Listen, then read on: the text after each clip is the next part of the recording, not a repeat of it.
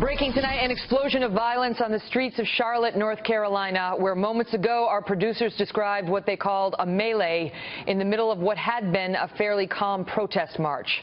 Welcome to the Kelly File, everyone. I'm Megyn Kelly. Watch as we do what our cameras caught moments ago.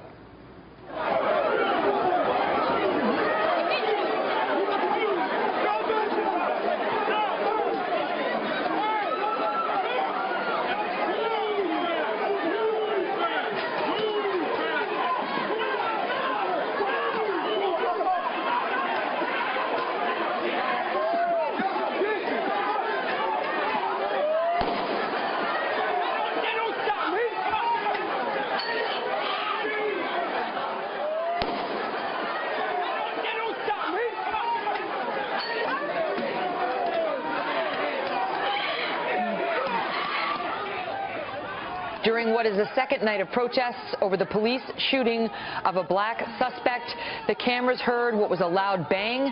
They rounded a corner and caught on video. This is it here. We have blurred the bodies. Caught on video what appears to be a lifeless body laying on the ground. People running in, police moving in, a second body nearby. Tear gas was fired and our crews had to retreat. Since then, many questions, not a lot of answers, but the scene has been chaotic and obviously dangerous. Again, what we have seen without the blurring in front of it, we're going to get to Steve Harrigan in 1 minute, is one body that appears to have a gunshot to the head. The person was bleeding and not responsive, and another person who appears to have been shot.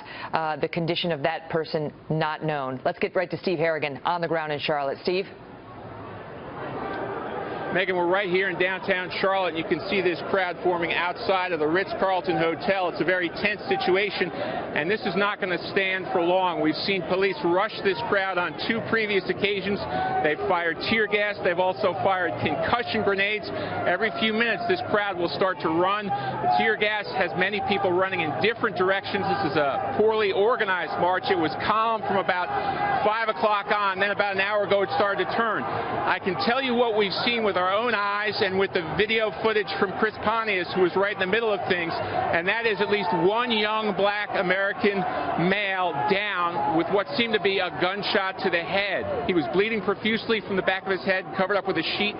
From the city reports, city officials are saying he has life-threatening injuries.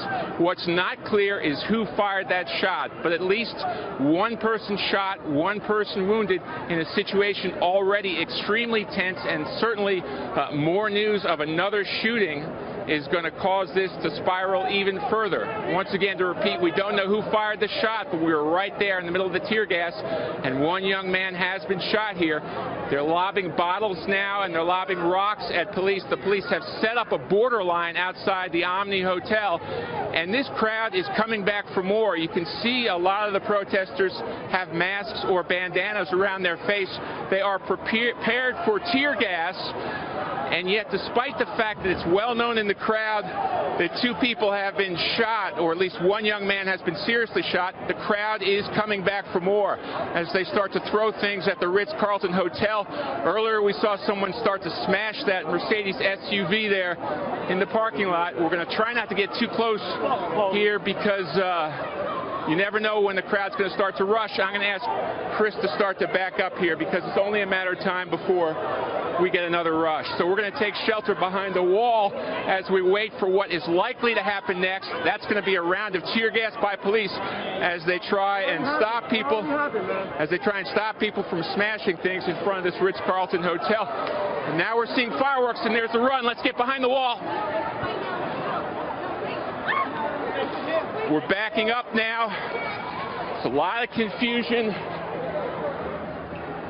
When these things happen, the crowd starts to run. There's been so much disinformation, misinformation in what exactly has happened. Throughout this controversy here, throughout these events, there have been really 2 different versions of what's happened on the ground. On the one hand, there has been the official police version of how this all started, and that is of a man with a gun who was shot by police, and the unofficial version, often taking place on social media with a lot of different charges. Now we can see how that happens here in real time. People from the crowd running, saying they shot someone else, they shot someone else. The rumors spread, and yet that has not diminished this crowd. After one man shot, one man wounded, this crowd only getting larger. As you can see, they begin to hurl things in the direction of the police.